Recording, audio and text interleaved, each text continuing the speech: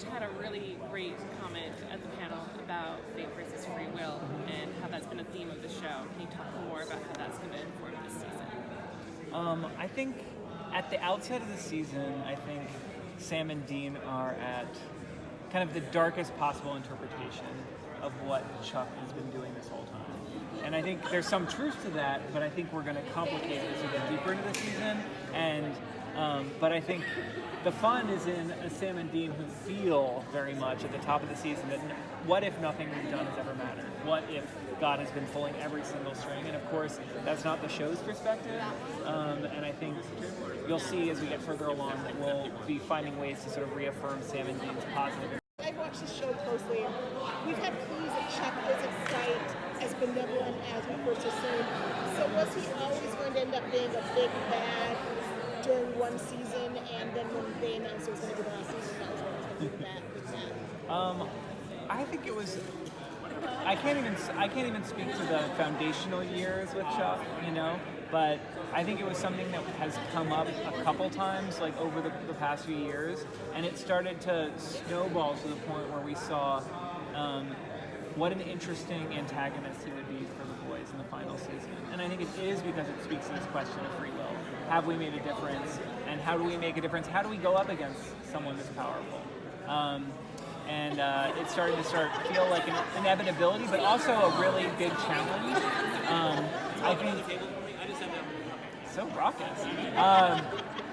I think every episode is a little bit harder to break that has to do with this because you have to weigh the Chuck of it all. You have to weigh the sort of meta of it all, and find ways to make that meta stuff actually play really simply and emotionally, And I think we're doing it. It's really exciting. It feels like the right story to tell, but it's raising the bar for us.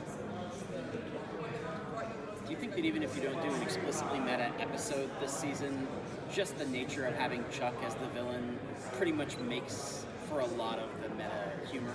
Yeah, I mean, I think that we still hope to do a big swing, and we've got some really big ideas for what that episode is going to look like in the back half. But there are aspects of sort of the God and the machine of it all that are playing out, sort of throughout the season, and are now becoming, the meta elements are becoming kind of like emotional, existential crisis elements for Sam and Dean. Does that turn into an existential crisis for the writers' room? It can. I think what's interesting is even when we determine the story and a story that works, sometimes just the rhetoric becomes extra complicated when really it's like no, this is A, B, and C happen, but like when you're trying to communicate it, it can start getting convoluted, but really the storytelling feels pretty simple and true. It's just, it makes communicating this stuff feel headier even than maybe it is right now. Yeah, exactly. The show's been on for so long. Do you guys refresh yourselves between seasons and watch certain episodes or certain seasons to sort of get an eye of what you're going to do for the final one? I think it's sometimes we'll rely on our support staff, our writers' assistants to do that, like watch them all, create documents, and certainly in this last season we were basically generating series Bibles for different characters and different things, so it's like, so we can have it all sort of at our hands. And then at the individual writer level, it really comes down to like personal responsibility and a sense of, okay, I'm engaging with this aspect of the show.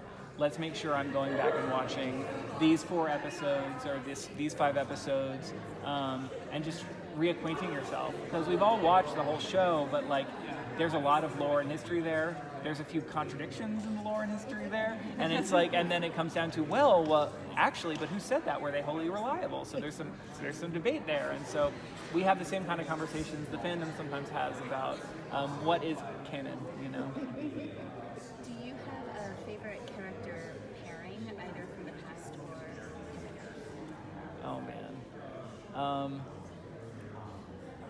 I think at various points, like, every pairing is like very special to me. I mean, and the other thing is, as a writer, like the true privilege of writing for this show is that when I'm writing, and if you're writing something else, you have to generate this all on your own. When I'm writing Supernatural, when I'm like this is what's going to happen, I'm typing, I know how much that matters to every single person who watches this show. Like, it is the impact of what I write, I know is so huge. I've seen it, I hear it, not just on Twitter, and I can feel it in like the collective unconscious or whatever. So everything is so charged with that I mean, a Sam and Dean scene, like there's knowing.